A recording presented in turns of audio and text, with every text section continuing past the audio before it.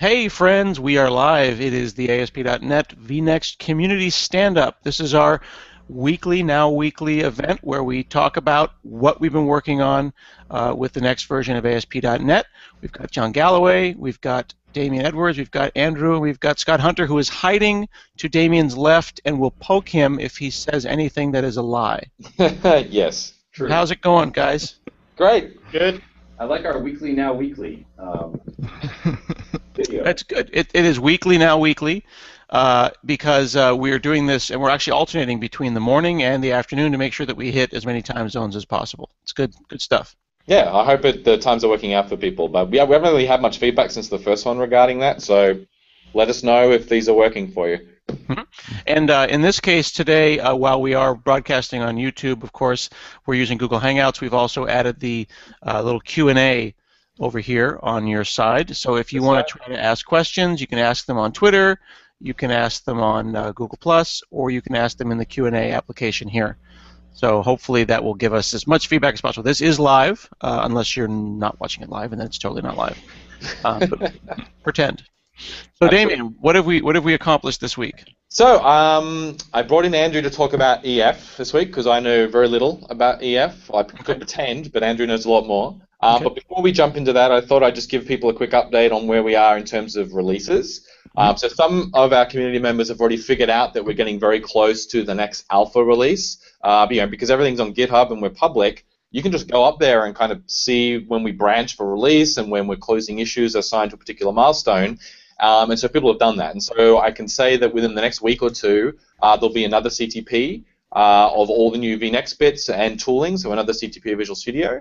And then the next release after that in GitHub is already labeled as a beta. So we are tracking now towards our first proper beta release, beta 1, which we're trying to make a proper beta, so it'll be somewhat functionally complete.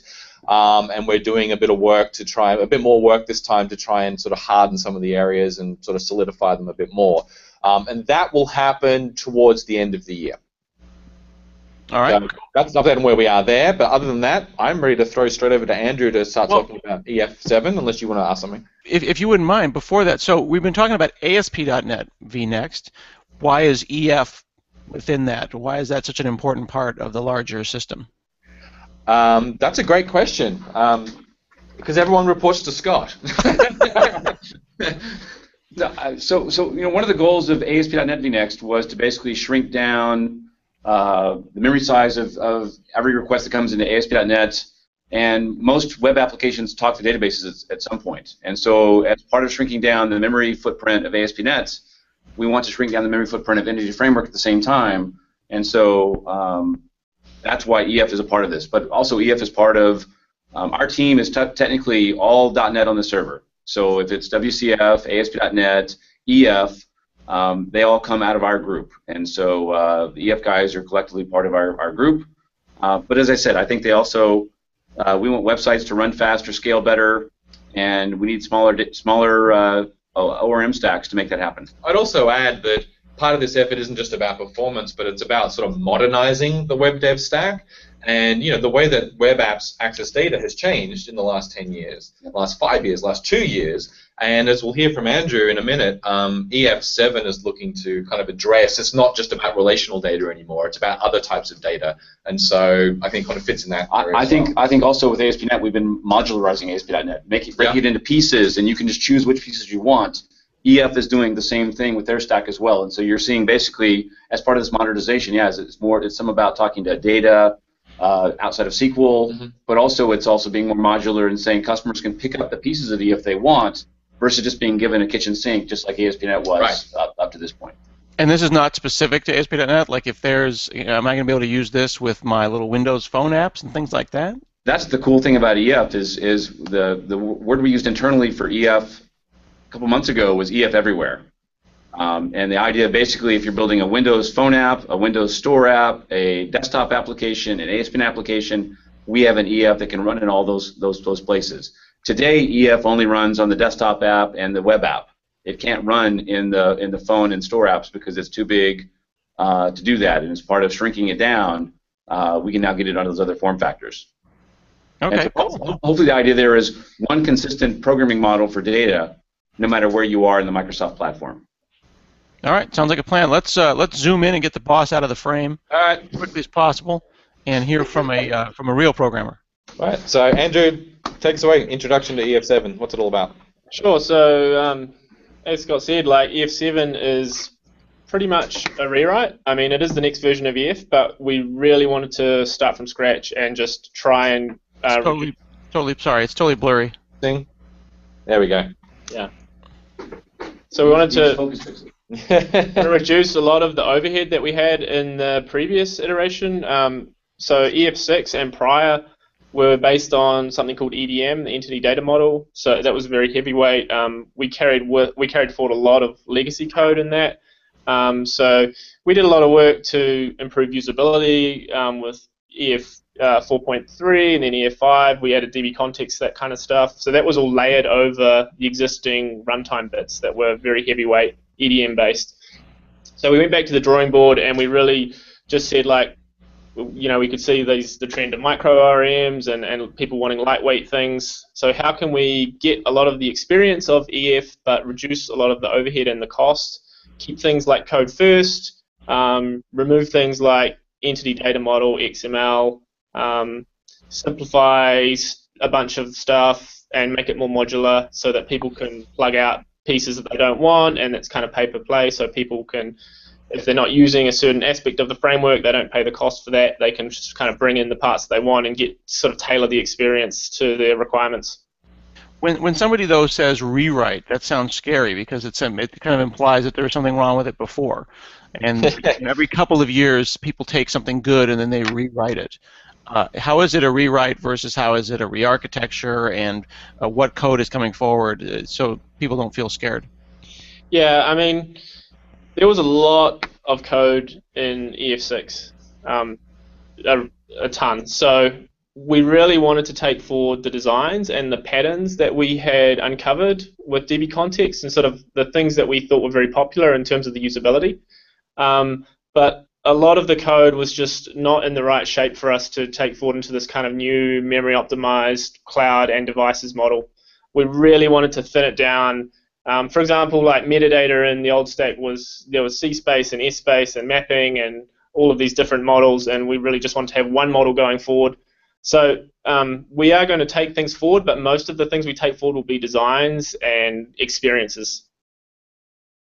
It's also, I think, it's a point to remember that EF's gone through a bit of a interesting history in terms as a library and where the code is and how the object model has evolved. And it started out in the .NET framework and then went through a couple iterations there, and then there was an effort to introduce a new set of APIs, the DB context API you talked about, which was outside the framework but still relying on stuff in the framework. Yep. And then the next step was you took everything in the framework out of the framework, you kind of copied it out and had two versions simultaneously, effectively, but it was still basically compatible with what was in the framework. It was essentially everything. And this is kind of the next logical step, which is, okay, well, now that we're completely out, if we kind of reimagined everything and could do it, quote-unquote, the right way for today, what would we do? Yeah. And I think that's where we're kind of at. And some of that legacy is really crazy as well. That legacy goes all the way back to Longhorn and the Windows file system. Right. The basic underpinning of EF today goes back to, what, 2005? Yeah, at least, I think. I mean, 3.5 Service Pack 1 was the first version of EF, but that code had been, percolating for a long time before that, and even a few years ago you could look at the code in the comments before it was public and you'd see WinFS references and stuff like that. And that just shows you how old, and there's all kinds of stuff down there that EF doesn't even use. Yeah. You're bringing all this baggage with you and you're stuck by these constraints because you're tied to this thing that was created in 2004, 2005. Yeah. That's a decade ago. Yeah. I mean, it was trying to solve a different problem. So EF was very good, the old EF was very good at dealing with very complicated mappings. And so one thing, we've observed in web apps and the changes in the way people develop apps is they don't really need super complicated models. They just want to usually create simple models that aren't too complicated. Maybe it's mapping an entity to a table, or maybe there's a few funky things going on, but it's not like they have like 10 levels of inheritance that are doing hybrid mapping with like 7 tables and they're all the fields are going in all different places. So the old stack was very good at dealing with that, but it incurred a lot of cost. So we had something called view generation, which would run at the beginning of the process booting up, and that could take minutes for a large model. There were even pathological models that wouldn't terminate after running for a month. So all of that stuff. Pathological models, I love that. Yeah, so this thing is running for a month. When it's not terminated, we don't know if it's ever going to terminate. So we're just cutting out all of that stuff and just going back to a much simpler, pragmatic approach. We won't be able to deal with very complicated mappings, but we don't think that's the sweet spot for what we're aiming for. So we've got a couple of questions that have already actually come in, which is great. Yeah. So Stefan wants to know, we're talking about EF Anywhere. Is it going to be like a PCL?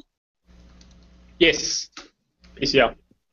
Not like a PCL, actually a PCL. Yep. It'll be a NuGet package. You can use any of those. Not to put too fine a point on it, but that's kind of a big deal, don't you think? Like, I feel like you should be excited about that. Yeah, I mean that's what we've been aiming for with EF7. Should we do a dance or something? Like, I don't know. I just think that there are people who believe that PCL. Yes. Well, I mean, I've seen you more excited over a cricket match, and I was asleep. Well, I'm Australian, of course. I get excited over a cricket match.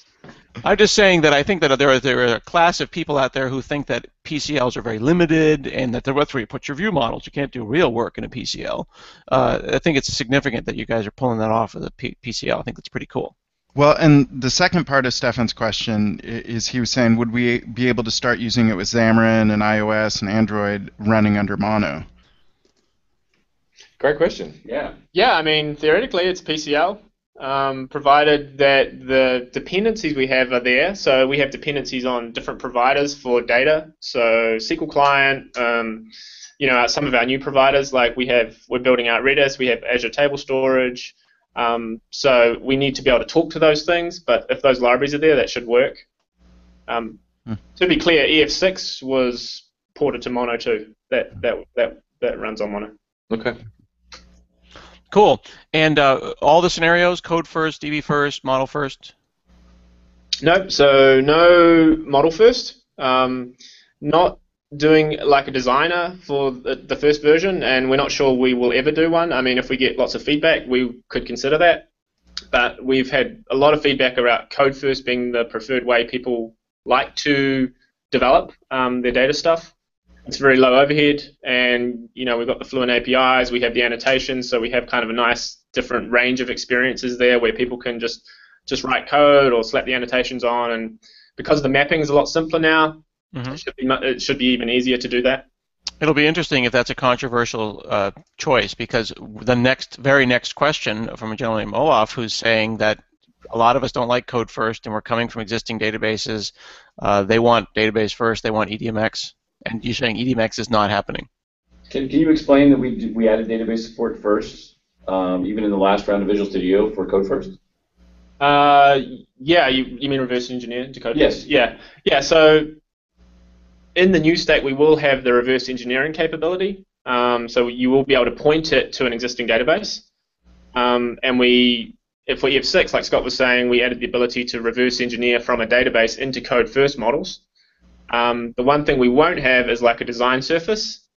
EF6 is still a great solution for complex models or for scenarios where you want a design surface, so we're still investing in that. We're still fixing bugs in that. We're still doing point releases. EF7 at this stage is like primarily targeted towards new apps. It probably wouldn't be the best choice for a complicated database schema where you would traditionally want to use a designer and visualize this thing, or you have really complicated mappings. Okay, cool. So do you have some boxes and lines to draw for us, or what's our plan? Maybe you should do some, just demonstrate how the different things fit together now. You talked about DB context, and there's this provider model. You have to configure a context to a provider. Maybe you could just do a lines and boxes thing. Sure, yeah. I mean, I can do a high-level sort of architecture. Yeah, that'll be great. So we pretty much... I'm just going to... Split it into too high.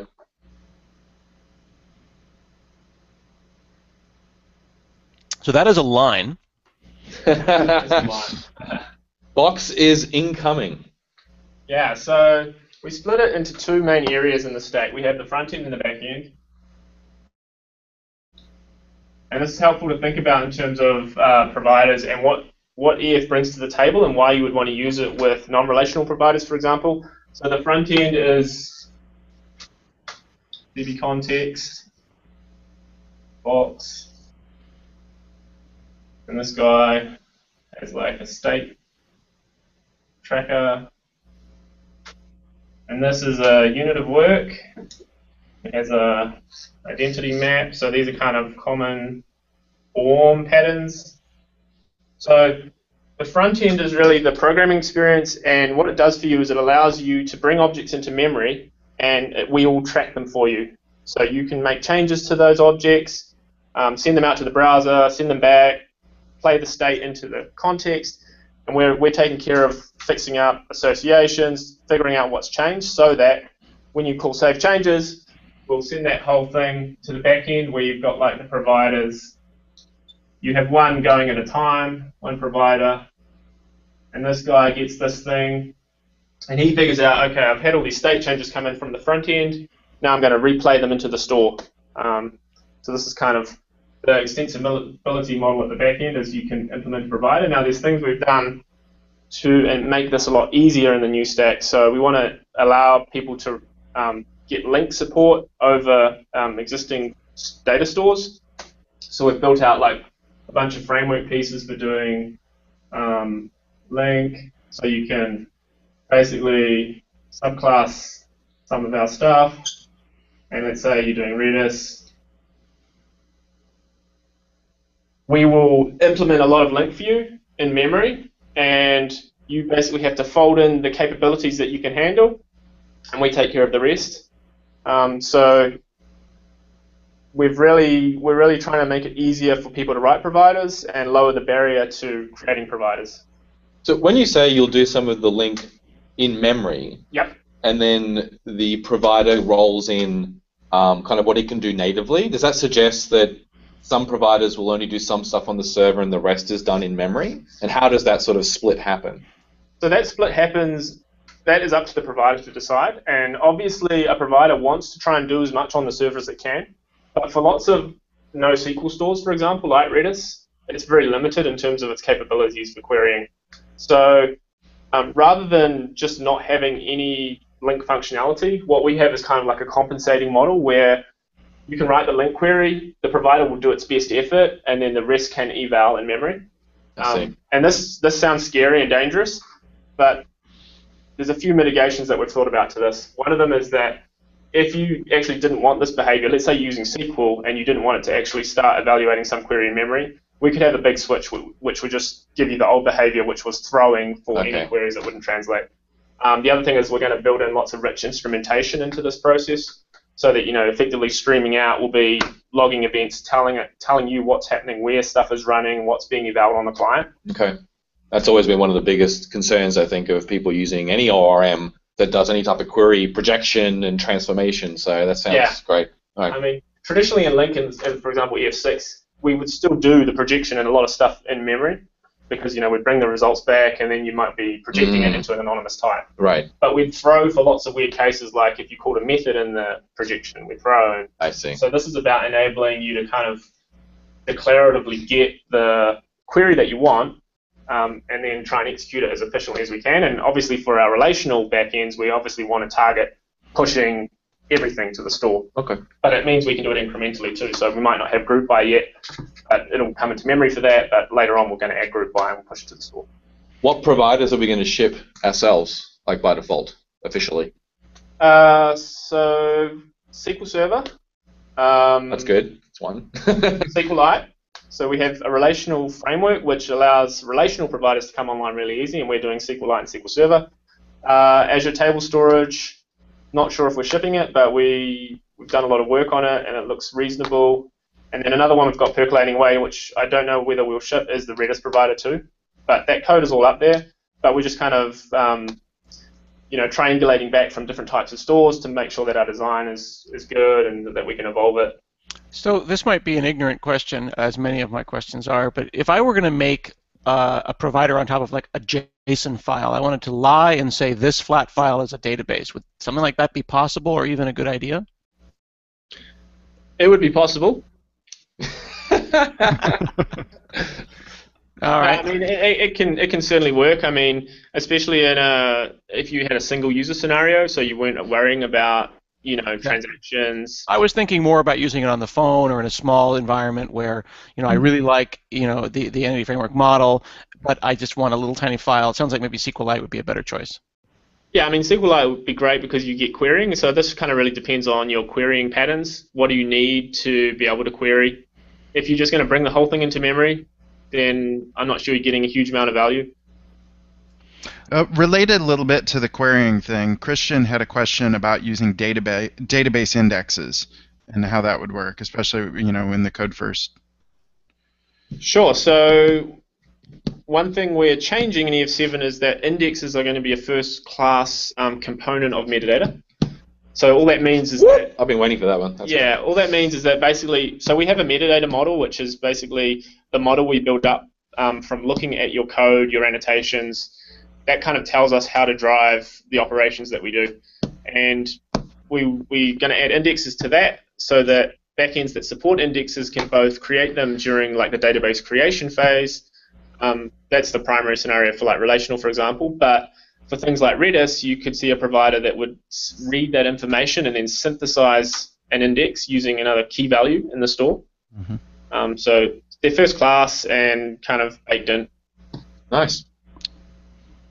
So there's a question here about I think just a confusion with the term front-end state tracking, and someone's relating it to the excellent JavaScript library Breeze.js, which does front-end entity tracking in a SPA. The front end here isn't talking about the front end from the point of view of the application end-to-end. It's not the client front end. Right. You're talking about your .NET code, like your MVC controller, deals with these objects here, the front end from EF's point of view, and then behind the scenes, these implementations then talk to whatever provider you've configured in your application for your DB context. So this is really this is all still on the server. It's all still your controller or your web API or whatever is talking to these classes here. It's not the front end in the browser or anything like that.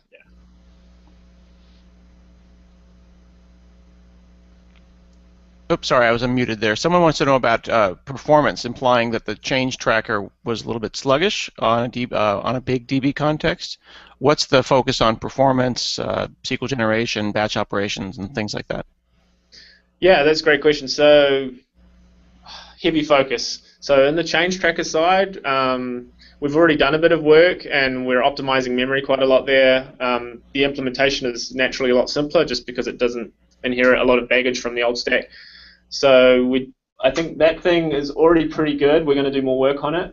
SQL generation, we are focused on making that a lot better, and that is enabled just because the mapping is much simpler. So we're going to have much better SQL, hopefully, for the scenarios. There was a third one, was it? Batching. Batching, yeah. So batching, we already have that working for relational. So when you call save changes, the relational backend builds batches of commands, and then sends them in batches. So that's a configurable batch size. So throughput on like pumping in data should be much better too. So we're going to heavily optimize that code path. Cool. Hunter. Yeah. I had asked you a question on chat privately, and you were going to step in. Yeah, there was some questions about people saying there are some people that want EDMX. Yep. And they might want the designer. And I think our answer to that would be use EF6. Yep. We can't take EF forward in the directions that Andrew's talking that we want to take EF forward if we rely on that EDMX backend. And so for EF7, we do need to remove that EDMX plane to get our size down, to be able to run on all the devices and stuff like that.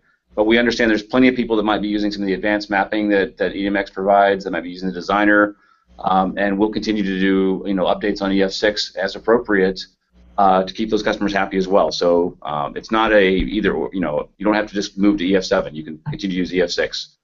No different than in ASP.NET vNext, you can use MVC5, and we'll fully support that for the foreseeable future. So that's a good question. Actually, speaking about kind of supportability, like when we do something new and kind of fork and go over here and do something new in Web API or MVC, some people say, oh, wait a second, what about web forms?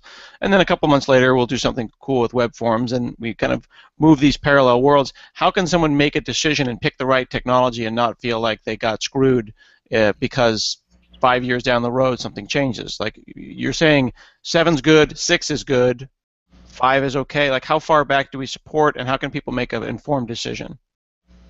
I mean, 7 is good for the reasons we talked about earlier. If you want to run on a phone or a store, or you want to run in a smaller memory constraint in a web server, then EF7 is probably your best bet. If you're building out a new project and you have simpler mapping requirements, then it's great. If you've got some massively complex database that you're mapping and you want a designer, then EF6 is your best bet today. And by the way, if you're actually building an app today, you should be using EF6. Right. I mean, there's nothing.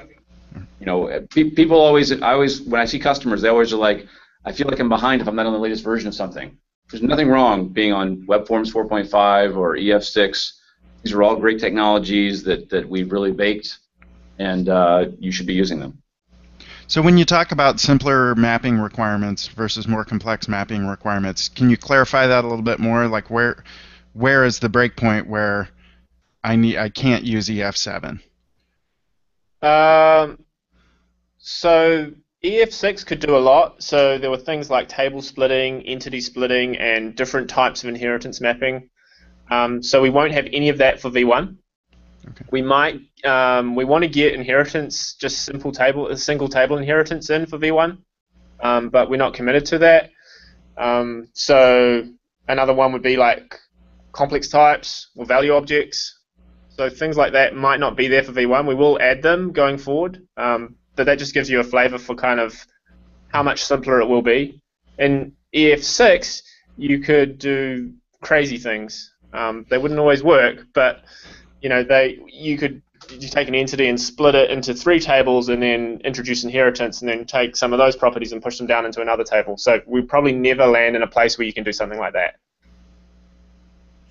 But these are both V1s, and we should both the ASP.NET stuff is a V1 and the EF7 is a V1, and so they're not going to have complete feature parity with the things that they're coming from. Irrespective of whatever version actually ends up on the packages. Right. It's best to think of the ASP.NET vNext effort, including EF7, SignalR3, MVC6, and all the underlying pieces. If you get yourself into a frame of mind of this is a V1 stack or suite, yes. That is the best way to think about it. And so that, for me, that really changes the dynamic of these questions. They're like, well, should I use this or should I use that? Well, one is a V1 and comes along with all of the caveats that come with a V1. It will be designed for the most modern workloads and sort of ways of building apps, but it's a V1, so it'll be missing a lot of things. Doesn't mean they won't be there eventually.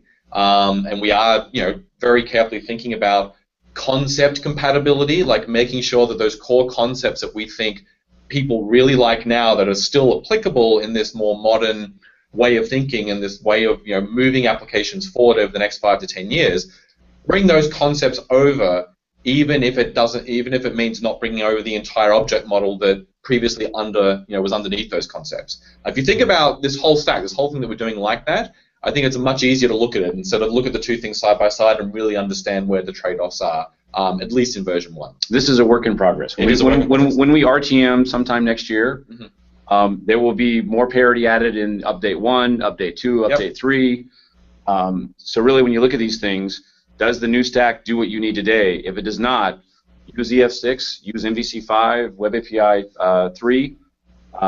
Use those stacks. Yeah, and for us, it's by design that we're leaving some stuff out, just because those are the things that make it difficult to implement a lightweight stack. A lot of extra complexity in features that aren't often used.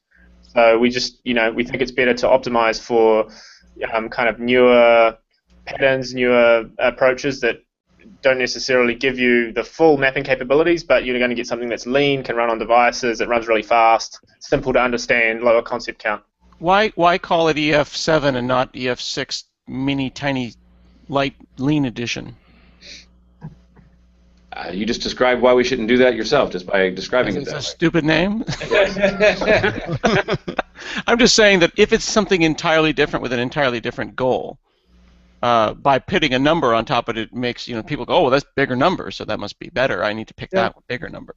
It's hard. I mean, we struggle with this internally. Like, we try and figure out what the right thing to do is, and right now, we're landing where we are. But we could have actually renamed EF to something completely different. We could have renamed ASP.NET to something different as well, and that was something we considered. We thought that was more confusing than saying, hey, well, this is a future version of ASP.NET. Oh, this is now Microsoft Web and Microsoft Data, some new things.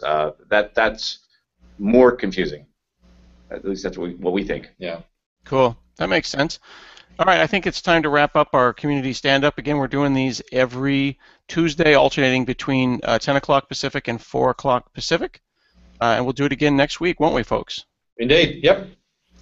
All right, and hopefully this new Q&A system worked for you all. We'll do that again. It makes it easier to submit questions into the system. And this will be, of course, always on YouTube in a playlist. And you can get to these things or point your friends to them at asp.net/vnext. Thank you very much.